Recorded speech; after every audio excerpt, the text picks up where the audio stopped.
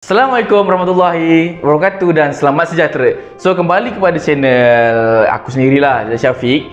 Dah lama lah sebenarnya tak buat video ni, sebab yang terakhir pun yang dulu-dulu kan, tahun lepas. So mesti ada yang banyak komen-komen yang terdahulu kan tanya, abang bolehlah buat apa video antara perbezaan antara IPTA dengan IPTS, sebab diorang pun tak tahu kan.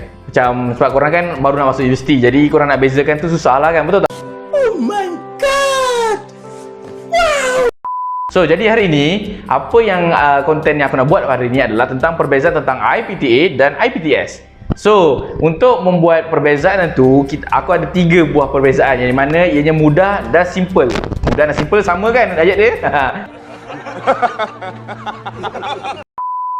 So, mudah dan ringkas sahaja. Jadi, sebab aku tak nak bagi benda-benda yang berlarut-larut, yang mengarut semua tu, sebab nanti makin lama makin pening. Jadi, mungkin ada yang lepasan-lepasan SPM, lepasan STPM, lepasan asasi dan matrikulasi, mesti pening. Nak masuk IPTA yang swasta ke, nak masuk IPT yang awam. So, kita dalam dilema. Sebab aku pun tahu, sebab aku dulu pernah kan lepasan STPM, aku macam confused. Mana bagus? IPTA ke IPTS?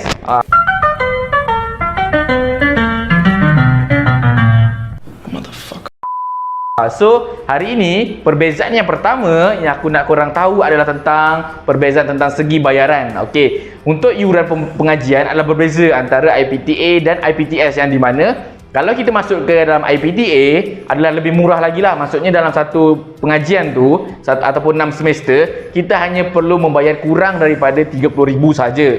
Berbanding dengan IPTS, dia kena bayar lebih. Biasanya kena bayar lebih daripada 30, 40, sehingga ada juga yang sampai ratusan ribu. No, God, please, no, no! Untuk satu pengajian tu ataupun 6 semester lah. So semester ikutlah IPTS korang nak tu, mungkin ada 8 semester sehingga ratusan ribu lah. So kena tengok tu balik kepada kewangan. So untuk segi kewangan, aku akan ceritakan pada tempat ketiga nanti. Okey, so aku akan terangkan daripada duit ni, macam iuran pengajian semua ni. IPTA lebih murah lah berbanding IPTS, kerana IPTA ni kita ada kompetitif yang sangat hebat tau, di mana contohnya ada 500,000 student nak masuk IPTA. Jadi kita kena compete dengan kita punya kelayakan untuk masuk ke IPTA. Sebab tu IPTA lebih murah berbanding dengan IPTS. Lagipun kalau masuk IPTA ni ianya lebih murah kerana sebabnya macam ada subsidi yang diberikan oleh kerajaan kepada IPTA ni. Jadi iuran yang kita perlu bayar per semester murah lah. Contohnya dekat Universiti Utara Malaysia ni, kita akan membayar sebanyak RM1,347 sahaja, lebih kurang macam tu lah. Sebab tu bagi aku macam aku golongan B40, lebih sesuai lah masuk dengan IPTA berbanding dengan IPTS. Sebab lagi pun aku bukan ada macam pendapatan yang tetap kan, jadi aku go for IPTA. So, tapi tak masalah pun kalau korang nak pergi IPTS tu, tak ada masalah. Kalau korang ada sumber kewangan yang mencukupi, korang ada kerja sendiri, syarikat sendiri ke, boleh, tak ada masalah untuk masuk IPTS. Okay?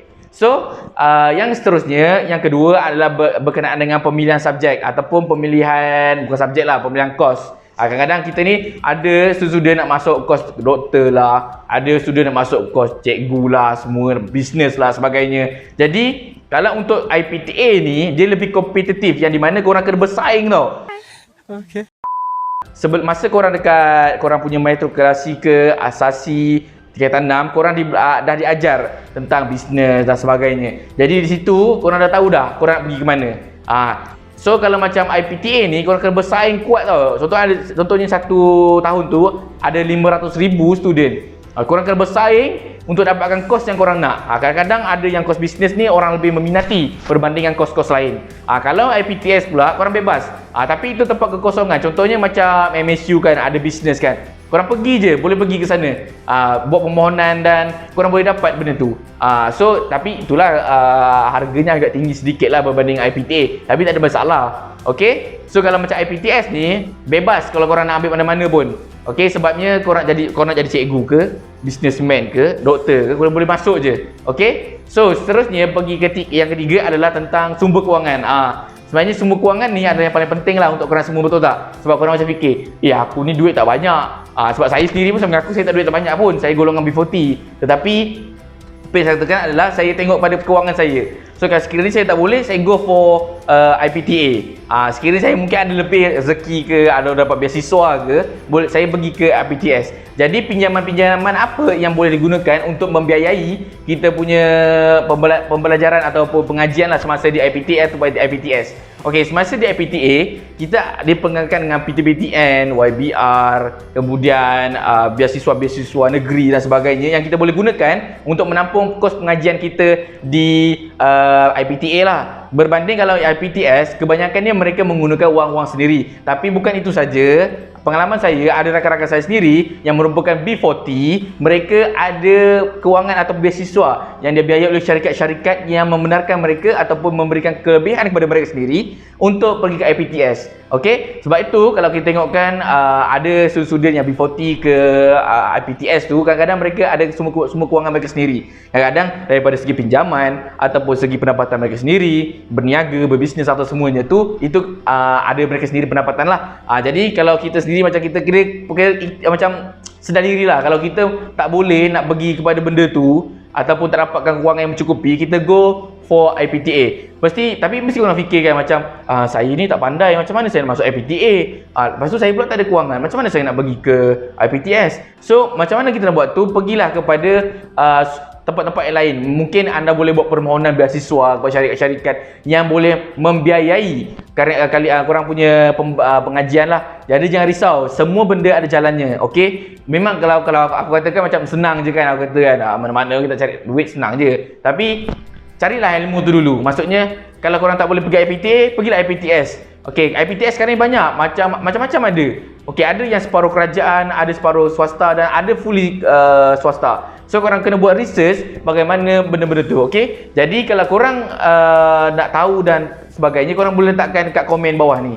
Okey, so rasanya itu saja perbezaan yang boleh aku bezakan dan aku beri pendedahan pada korang sendiri supaya korang ingat dan korang faham apa perbezaan IPTA dan IPTS. Jangan bezakan daripada segi ranking, jangan bezakan dari segi pengajian sebab benda dulu sama. Korang dapat ilmu yang sama dan korang gunakan pada masa hadapan. Okey, jangan bezakan daripada segi ranking. Tak kira, kadang-kadang ada juga ranking IPTS ni lebih daripada IPTA. Kadang-kadang ada IPTA ni ranking dia lebih tinggi daripada IPTS. So, korang kena buat research sendiri benda-benda tu. Okey? So rasanya itu saja daripada aku hari ni. So lepas ni aku akan share lagi lebih banyak konten-konten yang berkenaan dengan pertanyaan-pertanyaan korang lah. So korang tanyalah nak tentang best ke dekat UUM ni, macam mana nak masuk kat UUM ni ke, korang letak je komen-komen tu ke bawah. So nanti aku akan kumpulkan dan aku buat satu video baru untuk korang. Okay, so jangan risau, aku akan bantu sebaik yang mungkin. Dan jangan lupa untuk bertanya, mungkin ada yang tanya kan, mungkin kalau aku tak perasan kat komen-komen YouTube ni, korang pergilah dekat aku punya IG kat bawah ni,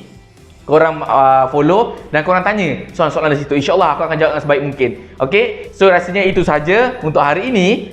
Semoga kita berjumpa akan datang. Dan jangan lupa like, subscribe, okay, share kepada kawan-kawan korang supaya bermanfaat dan memberi kebaikan kepada orang semua. So rasanya itu saja. Selamat berjumpa lagi di masa hadapan. Assalamualaikum warahmatullahi wabarakatuh dan selamat sejahtera. Bye bye.